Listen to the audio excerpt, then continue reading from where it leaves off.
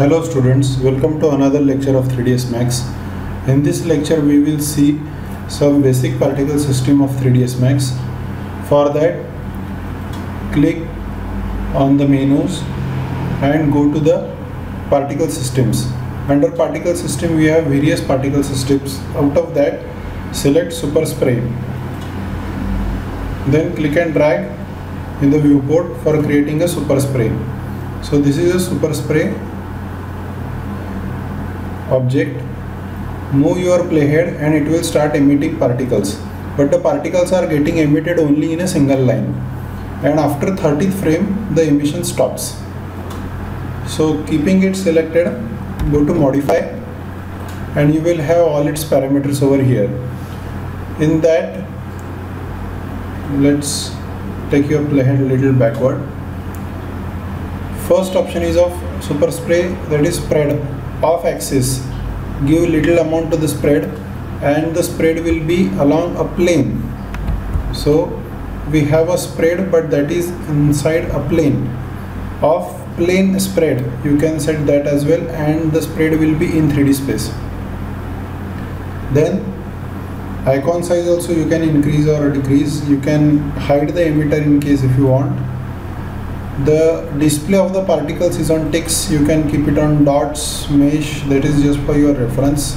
Mesh as in if you have set any object as instanced geometry. Any object you can create in 3ds Max and replace it with the particles. That is mesh. Ticks, default is ticks. Then go to particle generation. Now number of percentage of particles that are visible in viewport. So in total, whatever number of particles are being generated, only 10% of that are being shown in the viewport. Click on particle generation. Emission start is at 0 and stop is at 30. That's why after 30 there is no emission. You can set it to 300. That means the emission will continue till 300 frames. Display until 100. Now even if the emission is continuing till 300, but if you set the display to 100, after that even the particles are getting emitted, it won't be displayed. So you can change this as well. Now you might be wondering that on the timeline there are only 100 frames. In case if you want to increase the number of frames, simply right click on the play button over here. It will open a dialog box. From here you can also adjust the frame rate, that is frames per second, as per NTSC, PAL or any broadcasting standard. And this is the end time over here. So it is set on 100. You can change it, you can increase or decrease it as per your requirement. So this is not what we are going to do right now. So this is emission stop, display until, and life. Life means suppose if a particle is emitted at a particular frame, from that frame till the next 30 frames that particle will remain in existence, and after that it will vanish, it will die. So that is the life of particles. Then variation in life, basically if you increase the variation, some particles may die early, some particles may die later on. So there will be some variation, the randomization of the life of particles.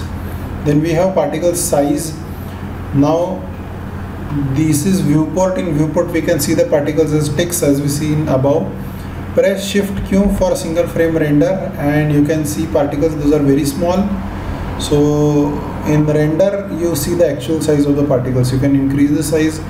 Let's set the size to 5, increase it 5 times, press shift Q and you can see the particles. Variation in size. If you give variation, then some particles will be having smaller and some particles will be having bigger size. You can increase, you can give a large big amount of the variation. Grow for and fade for, that means as the particles are being emitted, their size gradually go on increasing and then gradually go on decreasing. That is grow for and fade for. That also you can adjust. Then uniqueness, seed. So by keeping all these parameters same, if you change the seed, the arrangement will change. All other parameters will remain same, just the arrangement will change. That is seed basically. So if you want to have multiple emissions in a line and want to show some difference in between each emission, you can simply change the seed, keeping all other parameters same. Particle type is on triangle right now. You can see is on triangle. You can keep it on cube and have one more render.